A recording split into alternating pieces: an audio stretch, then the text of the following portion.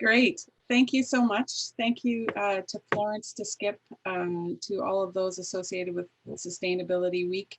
It's a wonderful opportunity to speak to you today from Treaty 6 territory and the homeland of the Métis. I'm very honored to be co-presenting with three colleagues, Molly Chisaakay from Dene First Nations, Kevin Ahkimnachie from Treaty 8 First Nations of Alberta, who unfortunately is having some car trouble, so he may be delayed, and our wonderful colleague and MSc student, Sharlene Alook from Big Stone Cree Nation. So I'll be giving you a bit of an overview of the presentation. It's work that has been done by former master student of ours, Neil Spicer, and Molly Chisaakay, who was a tremendous force in carrying out this work on drinking water quality issues in Northern Alberta and the southern part of the Northwest Territories. The project was funded through a Social Science and Humanities Research Council grant, a partnership grant called Tracking Change, and the work was carried out in 2017 to 19 by Neil Spicer in collaboration with Dene First Nations, as well as Kátł'odeeche First Nation in the Northwest Territories. So we're going to provide you with some highlights of that research, but also have the tremendous opportunity to learn from Molly Chisaakay, who has a wealth of knowledge about the region, about the issues, as well as Sharlene and Kevin, who are going to provide you with some additional perspectives on the significance of the issues, as well as work that's been going on by the leadership. Just to give you some context about the focal point of the drinking water security question that we are confronting. First, we recognize that bottled water consumption is increasing around the world. In many parts of Canada, it's a lifestyle choice. For example, boutique water preferences. However, in many communities, Indigenous communities, the choice to buy bottled water is not a choice, it's a necessity. So we're confronting that growing reality. The second issue is that people in Northern Canada and many parts of Canada depend on water from their home as well as from the land. And the third issue is certainly that we are aware from the media that there are numerous kinds of water advisories or drinking water crises that are concerning and affecting Indigenous communities and rural communities. So we're confronting those three issues and speaking to the importance of Indigenous knowledge about the risk perceptions of drinking water and the potential to find sustainable solutions. So with that, I'm honored to turn the presentation to our colleague Molly to highlight some of the bigger picture issues and contexts facing Dene First Nations. Thank you, Molly. Good morning, everybody. I want to start off with an overview of the past. Like you said, we've been here for a long time. We're not going anywhere. We're going to continue living where we are. And because our whole life and we have learned to live alongside of all the things that took place in our lifetime, we know how things have changed tremendously, impacting our way of life. And that includes hunting, gathering, going on the land, camping, going to the traditional hunting areas and camp on trap lines. We also have fishing. They used to have fishing camps where they made lots of dry fish, but some things that happened in the past has a lot to do with some of our stories, our oral history that has given us a lot of education as children growing up around adults who are our kinship. And we learn to make pemmican first as children. We rely on food that is caught on the land and that is shared amongst families. And if you look at our history in northern communities, we live in a very remote boreal forest. And we grow up knowing that we're going to go camping, to go hunting and fishing in the fall time. In the summertime, we usually normally go to fishing camps and to those kinds of places. But to make a long story short, we have had fracking around our communities during the 60s and early 50s into the 70s and 80s. So you look at Brenda's map here, you see all these little red dots. Those are all the well sites of gas and oil that's been drawn from the land. And we have had oil spills, we had lots of flooding because of the dam in the 50s. And when we look at our family history, during that time, some of our parents were gone trapping, so the mothers were stuck with the little children, and the water is piling up in their little shacks in our log houses. And when my mother was pregnant, she had little kids under her arm, and she had a big bundle of blankets on her back going to the canoe, and she fell in the water. When you think of dams, the hydro upstream that's been built that has impacts of those kinds of things, where you have horses that are drowned, cows, you don't really seriously think of what's going to happen up back there. And we also have had women like that who have had miscarriages, or their babies are born dead. We have those kinds of issues, and that happened to us. That was in 1963. People migrated because of that big flood. We also have had 4 oil wells on that Hazama Lake.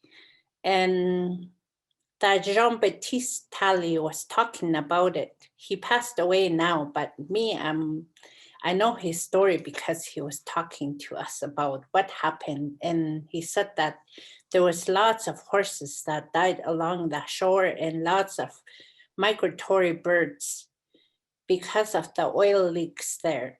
And people don't want to hear this kind of thing.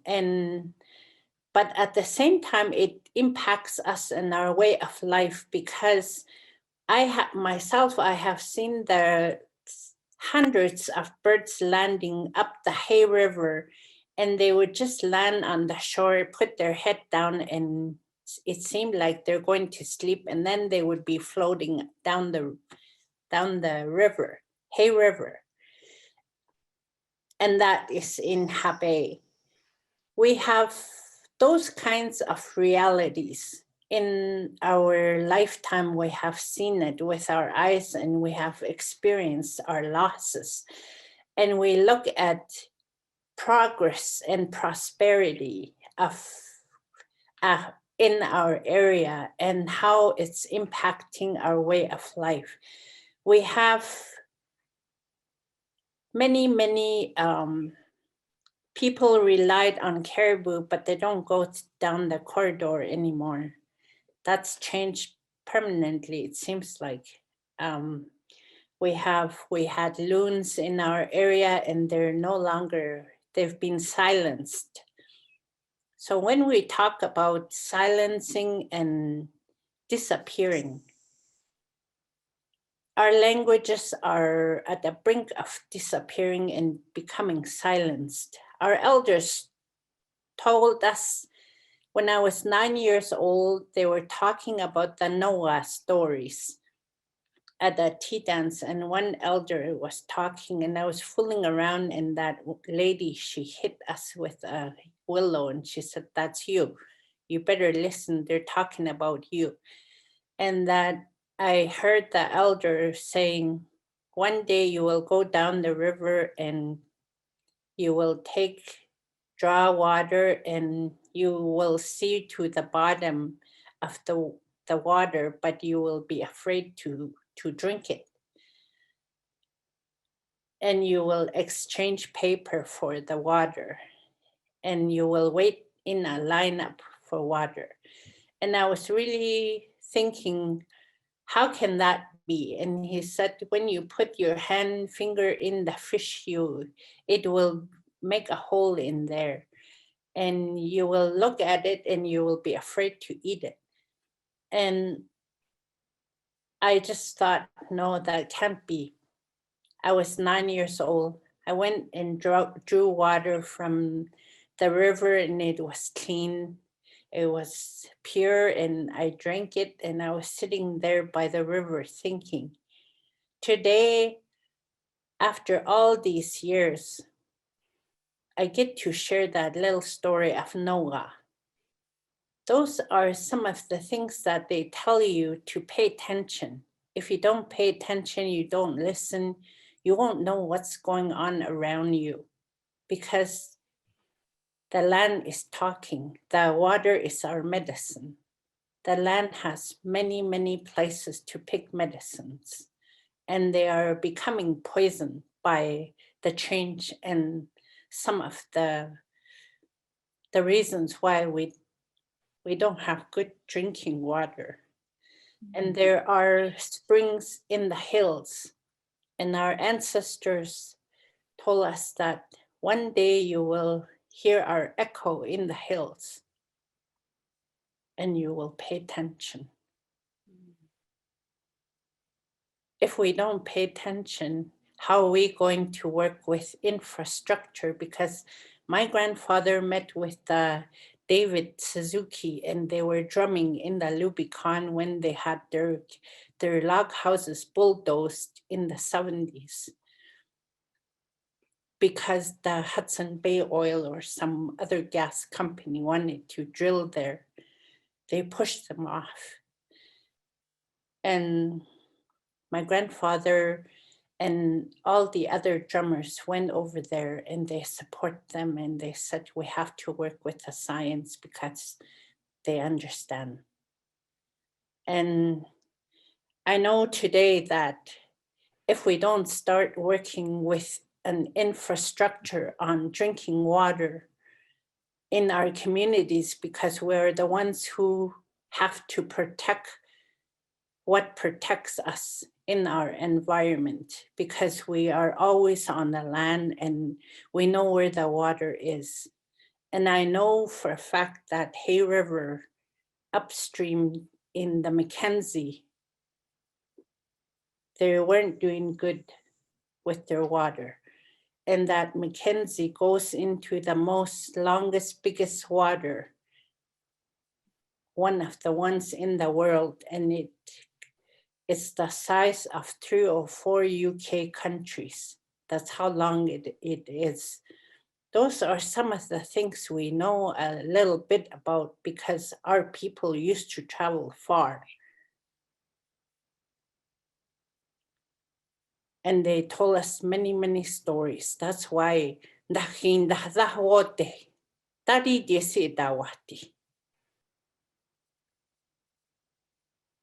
I respect Char and Kevin. and support them to be working with this because they speak their language. When we talk our language, we talk from our heart. We don't tell lies and we don't say things that are not true. That's what our elders tell us. We only talk about what we know. That's why we have to work with the science. Edeka masi. Molly, thank you. There'll be an opportunity to learn more from Molly towards the end of the presentation during our question and answer period. It's a unique opportunity to hear her voice and learn more deeply about the stories that come from Dene First Nations. I want to just highlight for those who are on this call, in this meeting, just some of the work that was done by Neil Spicer with Molly. Molly and Neil worked together for 2 years to document the concerns of Dene First Nation members, as well as work collaboratively with Kátł'odeeche First Nation. You can see from the map in the slide that these are neighboring communities that have relationships to one another. But Dene First Nation is on the Alberta side of the border, and Kátł'odeeche is on the north side of the NWT border. The work involved a lot of interviews. There were 99 interviews that were done in both communities or combined. And the students that were involved, Molly learned a great deal from the individuals about their unique experiences and risk perceptions of water, both from the home as well as water from the land.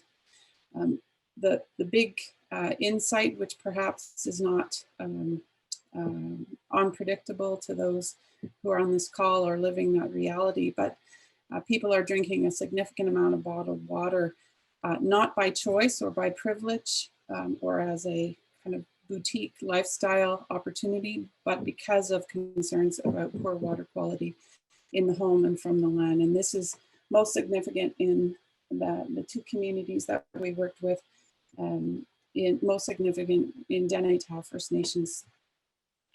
Some of the work that was done, we were able to understand a little bit more about how different people within the community were uniquely affected. Learned from women that far more likely to drink bottled water and purchase for their families when compared to men. Age did not seem to affect consumption. It was across the that age strata that bottled water consumption was high. Employment also didn't necessarily have an influence on decisions to drink bottled water, meaning on the flip side that those that are unemployed, are using a greater proportion of their income to find safe drinking water when compared to those who are employed or at a higher level of income. Education was a factor in how much bottled water was consumed. People that were more educated seemed to drink more bottled water than those who were less educated.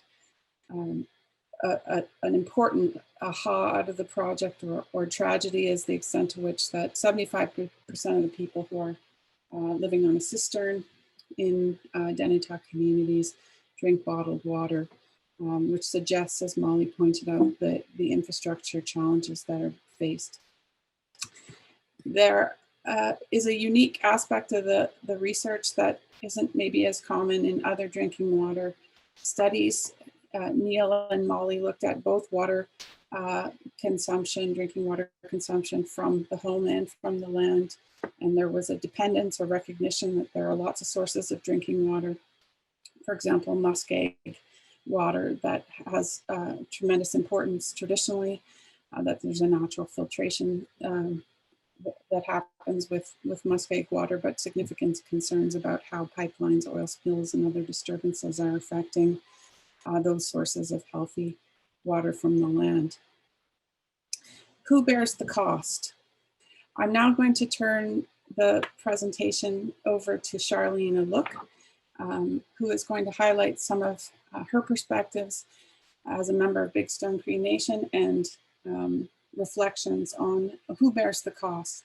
Over 75% of people who are in cisterns, as I said, from the community are drinking bottled water. Some of the most vulnerable are women and single parents. And so with that, I'll share the screen with Sharlene. Sharlene, are you there? Hello, everyone. Thank you, Brenda. Tanse, nimewite ta anos kabita mutagaw. Nyogisagaw anos tumagabiksko tumakotinipi. I'd like to just translate what I just said. It's a good day, everyone, to be here, to be invited to this meeting, to this discussion on water. It is a very important issue that currently impacts a lot of First Nations. And yes, definitely the women, the younger generations who are single mothers bear most of the impacts as children are being cared for and to become healthy with what is provided to them by the mothers. It is very limited in the First Nation communities. As water becomes an issue, those impacts of being able to breastfeed is not able to be achieved because the water is contaminated that goes through the mother's systems and impacts the health of the baby. So there are definitely a harsh reality that the children could have long-term effects with these intake of contaminated water. And what the story I'd like to share is I am from a community, Cree Nation community, Big Stone Cree. They have about 3,000 members. Half of them are using cisterns to take the water, use the water through the taps, but these cisterns can get damaged. The lids on the cisterns can crack and require immediate attention to get fixed. But that doesn't happen in First Nation communities.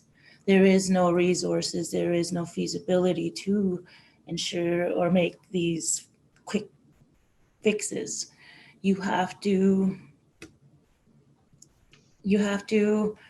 figure out a way, you as an individual that lives here with this broken cistern cover. You could be using a cardboard, you could be using anything to cover the water, but what goes in there prior to the cover being fixed or finding a mechanism to ensure the water is still drinkable is the risk.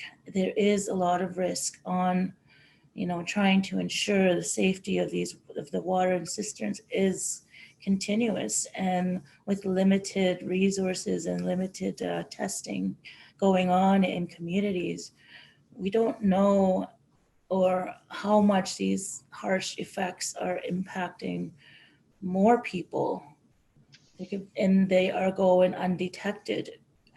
These cisterns need to be taken care of more frequently and given attention to, especially by the Health Canada. And that is a responsibility of Canada to have this fiduciary obligation to provide First Nations with adequate resources to ensure members are having healthy drinking water, healthy livelihoods, and well-being through the services that are to be provided. But if they are not met, then everyone suffers. Everyone is not going to meet those standards of healthy living. So with that, other First Nation communities don't have water treatment plants. So water becomes a costly thing for everyone, especially even for our elders who are on a fixed income. They need to be considered in a lot of these issues as they are our knowledge holders. They need to be taken care of along with the youth and the young mothers. We need to ensure our communities are not bearing these costs and rather looking for something that is more of a qualitative approach on more of a resources that can be definitely help foster these communities to better lifestyles and overcome these challenges that shouldn't have to be there. So I definitely will echo Molly and how our livelihoods have definitely been impacted. You would think that First Nations have access to water, immediate access. They do. We live by lakes and rivers, but they're not healthy.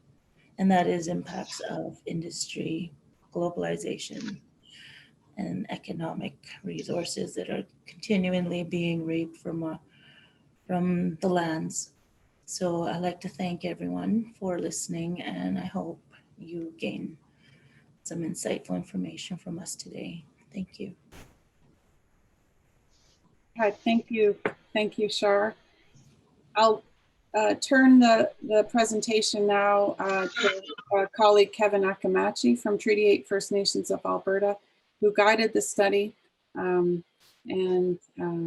talk about some of the broader efforts that are being made both by the leadership in Dene First Nation, Treaty 8 First Nations of Alberta, as well as in Canada and internationally, some issues to consider around sustainability solutions.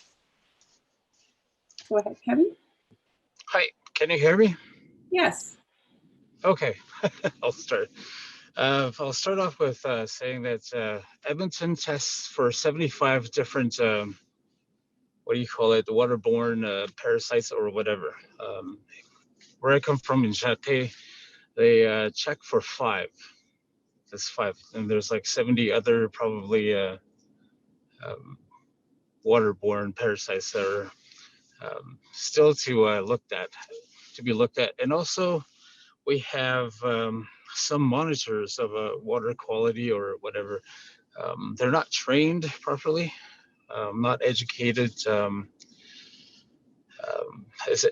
They're trained by another organization called, what the heck was it? TSAG, I think, Technical Services Advisory Group, and they're based out of Edmonton. And basically what they do is they train circuit riders, they call it. They check for water quality in First Nations reserves. And echoing Sharlene and Molly, cisterns are like very much a big problem because they're built right next to the house, and the house is where people park, and kids get in there, or animals. My cousin, who is cleaning cisterns, they do that like every couple of years or something like that. And what he found was like dead mice in the cistern. He found like a dead dog that was in there. There's like shoes. There's other toys and stuff like that kids throw in there, I guess. It's not really safe. It's not looked after. The covers are really light, so you can probably just lift it up and throw something in there or whatever. I don't know. Kids do a lot of crazy things, but it within the band council and or what do you call it? The chiefing council. It's very hard to deal with a government that doesn't listen.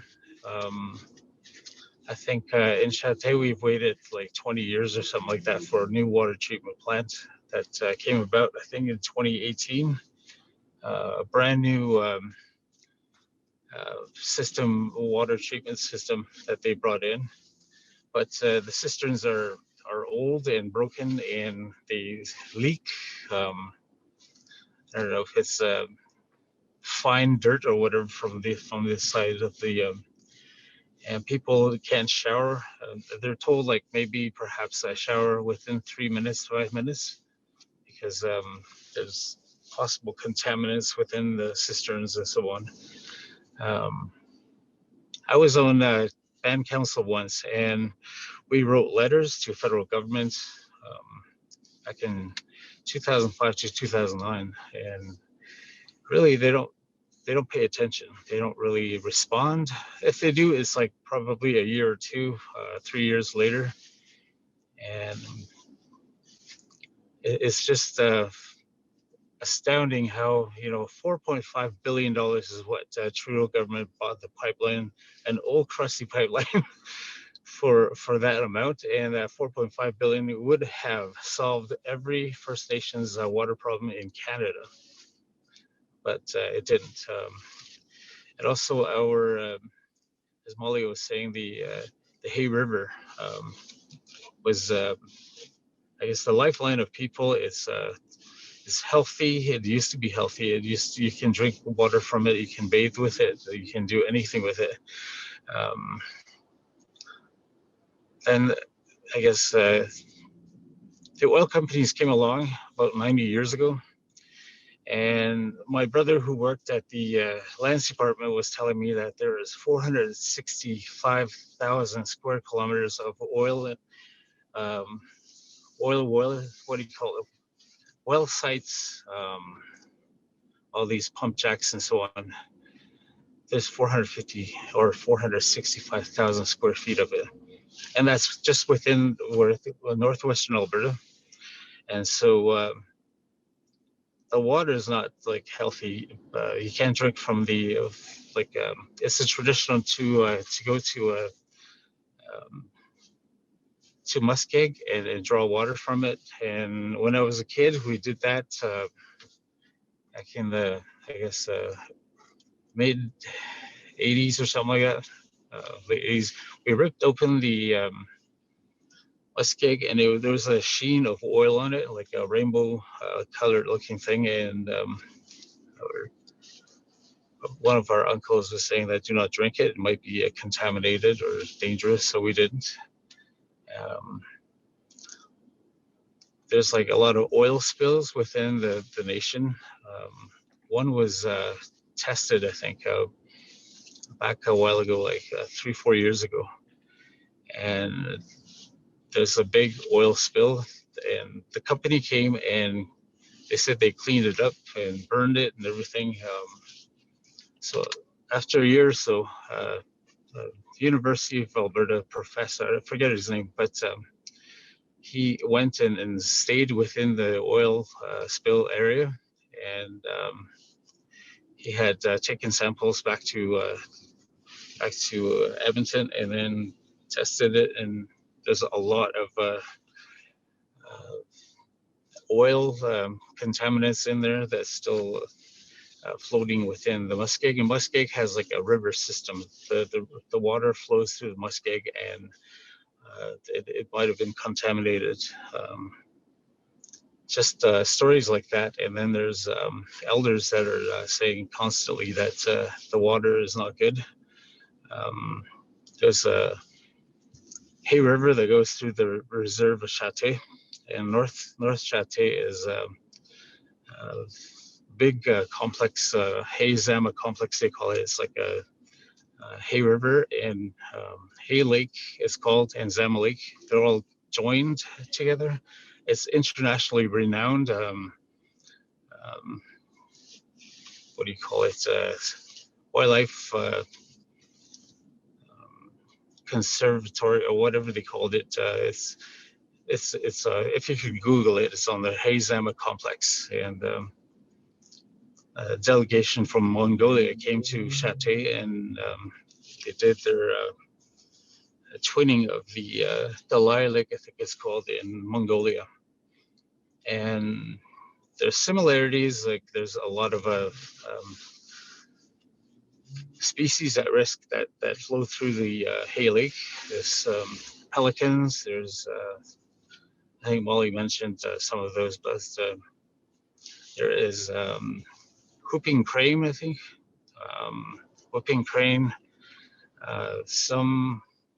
there's a lot of buffalo there. There's about 600 to 800 buffaloes that are within the Hay Lake area. And they dammed it off back in 1985, 86 or so. The oil companies were around that area, and there's used to be a bridge that flows through Hay River into Hay Lake, and water goes around and cleanses it, goes back out into the river, and goes into Northwest Territories. But the company, I'm not sure which company it was, but they took the bridge off of the area, and then they built a land bridge. And that land bridge blocked off Hay Lake, and Hay Lake has been dying ever since. You can possibly, you used to walk like probably a kilometer or two, and then it gets steep. Now you can walk across it basically. That's how low the water has gone down. In Treaty 8 territory, I think there's a few. Last I checked, there was like 20 or so boil water advisories. That was like 2015 or something like that. It may have improved, it may have worsened, we don't know. And the leadership of Treaty 8, they handle it individually. So basically, we don't have much to do with First Nations in Treaty 8. We basically work with technicians. It's mainly having to do with oil and gas, and it's all AER, like Alberta Energy Regulator. What's the other called? Aboriginal Consultation Office. They do a lot of water withdrawals without consent, I believe. Like First Nations do get contacted, but it's probably 300-400 pages of information, scientific and so on, and they give it to a technician, and technician just kind of looks at it and says, yes, this is a go, or this is no. Usually just the big projects. Small projects that have having to do with water, they draw a lot of water from the rivers, lakes, and streams and ponds, and that's very concerning for our communities. Whether it's in Chisaakay or Treaty 8 territory, it's always it's always really difficult dealing with the government,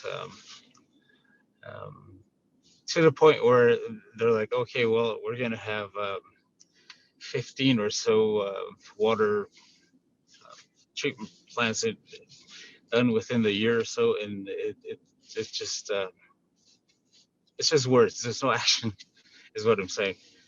And it's fairly dangerous living around 122 oil well sites within Chisaakay.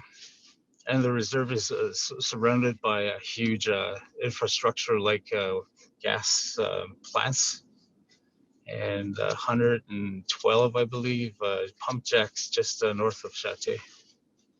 And that's what people live within Chisaakay.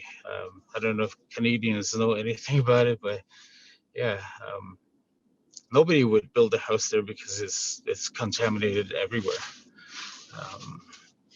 People drink a lot of bottled water still, because even though they have a brand new plant, but it has to do with cisterns, and cisterns are built underground, and when winter comes and stuff like that, the water freezes and it breaks and it expands and stuff like that. So there's really no way to easily fix the problem. It has to do with federal government. First Nations reserves are looked after by federal government, but yeah, that's what it is, I guess. That's true. Thank you, Kevin. Tremendous amount of insight about the situation and the layers of challenge that exist for people living in Dene First Nations, which, as we explained earlier, is only one community of many that may be experiencing the same kinds of issues, whether that's in Northern Ontario or Northern Manitoba. But I think with that, we would like to open it up to questions, and I'd like to thank Molly Sharlene and Kevin so much for co-presenting on this issue. And for those who are interested in some of the additional details, as well as maybe context references, Molly and Neil, who conducted the study in 2017 to 19, they published a paper with myself and Doug Lamelease, who is a band council member from Kátł'odeeche First Nation, Hay River. We weren't able to talk specifically about that case study or the perspectives of Kátł'odeeche in this presentation. So we're more focused on the certainly the stories that emerge around Alberta and Dene. So with that, I'd like to say thank you and to open it up to questions from our audience, and maybe Hussein can help.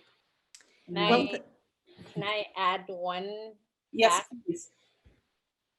One of the facts that I want to add is, as Indigenous First Nations are drinking water, we didn't get any furnace or tap water until 1994 in Chisaakay and Bushy and Meander River. Mm. So I'm pretty sure Big Stone shares the same kinds of stories like every other First Nation in Canada. Mm. We were cutting wood and we had little stoves in the middle of the house, and we had barrels and slop pails before. And I grew up with barrels and slop pails. Kevin did too. Mm. So when you think about that we didn't grow up with lots of things that are taken for granted. So I want that fact to be known. Mm-hmm, mm-hmm. Thank you, Molly. There's a question from Daniela. Have oil companies been held accountable for the contamination and failure to remediate? And I'll ask our maybe Kevin or Molly, Sharlene to answer briefly to the to the questions. There seem to be a number of questions that are coming, and perhaps Florence and others can help mediate the discussion as well. Yes, thank you. Okay, go ahead. Thank you. Sorry. I was just going to point out that 90 years of pipelines in the ground, and the companies have long gone, even within the last 10 years or so, they didn't take any responsibility of cleaning it or capping it or taking them out. Within the last year or so, there is a program. It has to do with the removal of the infrastructure, but I don't know where it's at. They released it to Alberta oil workers or whoever, and I'm not really sure if it's looked at, but in Chisaakay area, I don't see any reclamation done. It's just left. Like if there was a pipeline leak or whatever within downtown Calgary, it'll be fixed within a day or two. Just the same as Walkerton, Ontario. They had like a water contamination that killed a few, 11 people or something like that. And there was a big national crisis, and they fixed it within like a few weeks or something like that. The problem in First Nations cisterns and so on, that could be like done within, I would say, a few months, but it's very hard working with the governments, federal governments, is what I wanted to say. Thank you, Kevin. Sharlene or Molly, did you wish to add to Kevin's response? When you have oil wells and we go picking berries, we know that there are oil wells in the area, and sometimes like when we were growing up, they said that that's the rigs were right in our backyard. And they said that they didn't want them on the reserve, but they had lots of oil wells on the reserve. And then they moved around the reserve. So they were putting the wells in and under us. So when you are living in a minefield of holes, it's kind of scary to the point where you're thinking, gee, you know, this is what's happened. And you have methane gas traveling on the land. And like there was an incident where somebody threw a cigarette on the land and it just blew up. That kind of thing happens. And we had in our house where we were living, we had methane gas emitting for 2 years. We were very sick. And finally it blew up, and not with us in there. So it was kind of, those kinds of things happens to us, but we don't say much about it because it's just life. And we used to collect rainwater, and it depends how far you live away from the river then, but now it's like your cistern is dirty, and like Sharlene said, yeah, we just wait for the government. Our whole life we wait for the government. And if we have to cover it with paper, we have to get new cardboards every now and then and cover it. And put rocks on it so it doesn't blow away. Or try to get some garbage bags, or you know, you go and buy some plastic and put it over.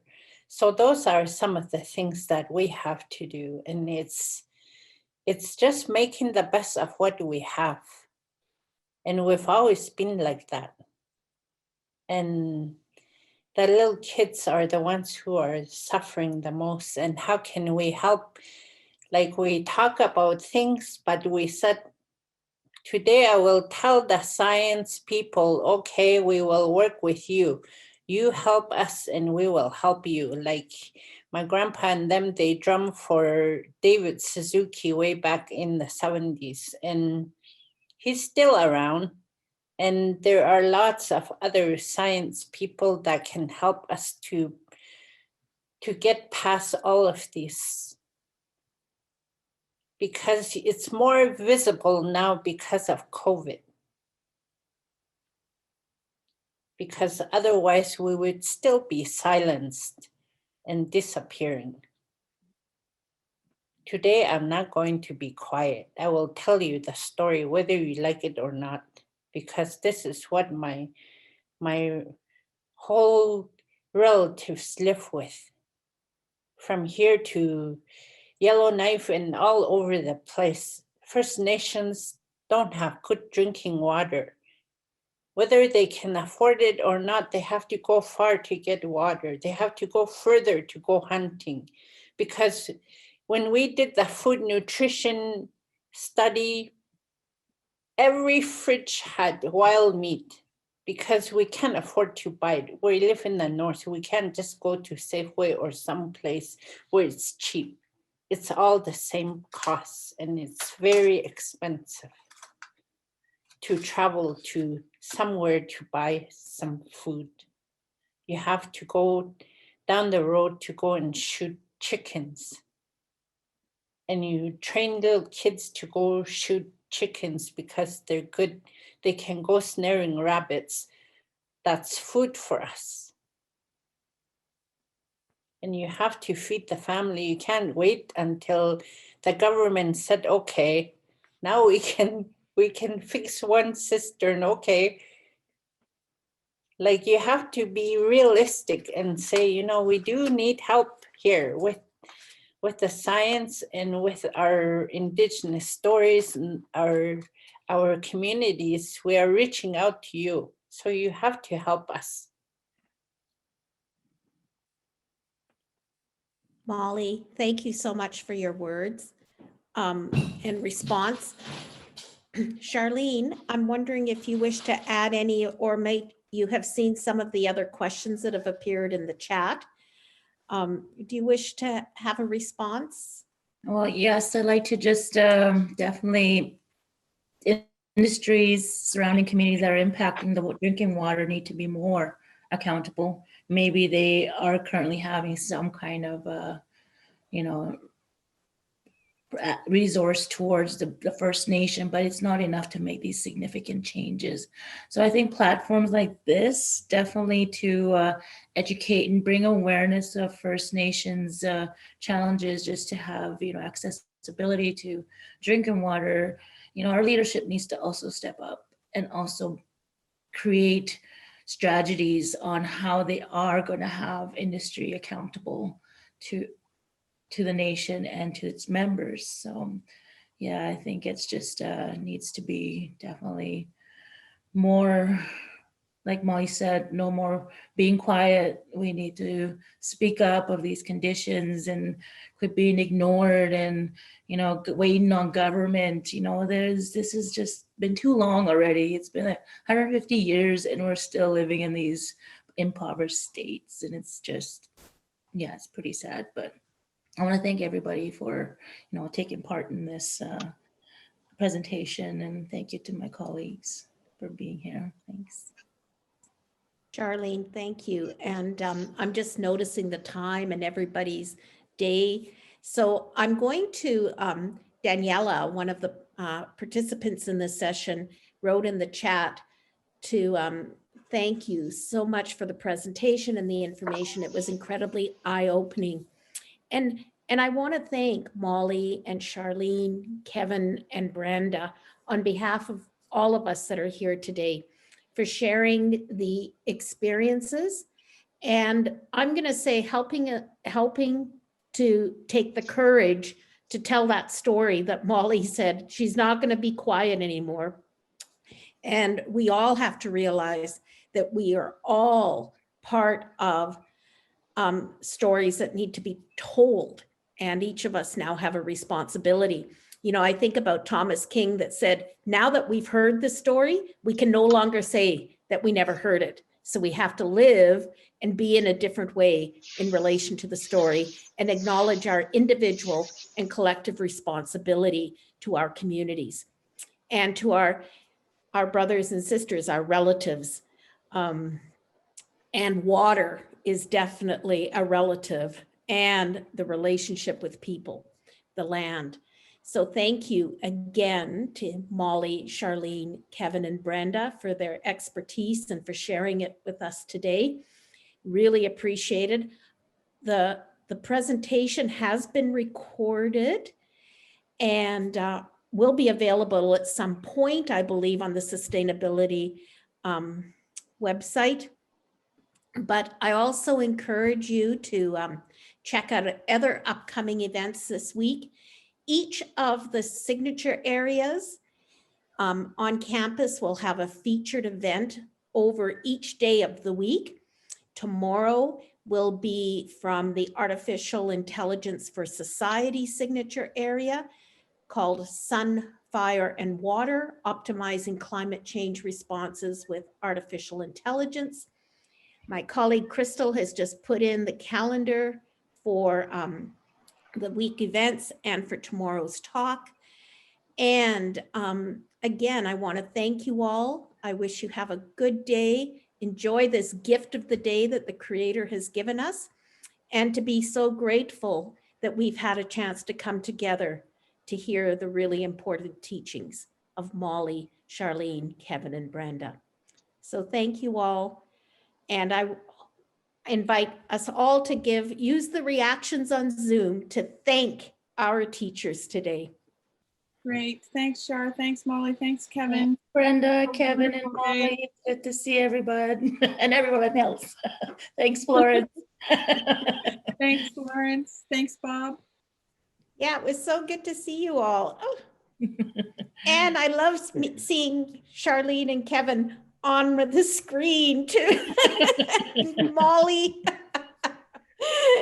Yeah, thank you all. Take good care. Have a good afternoon. Okay, take care. Thank you Good all. day. Take care. I'll be in touch. Bye-bye. Bye. Thank you. Thanks, You're Natalie. welcome. Take care. Bye-bye.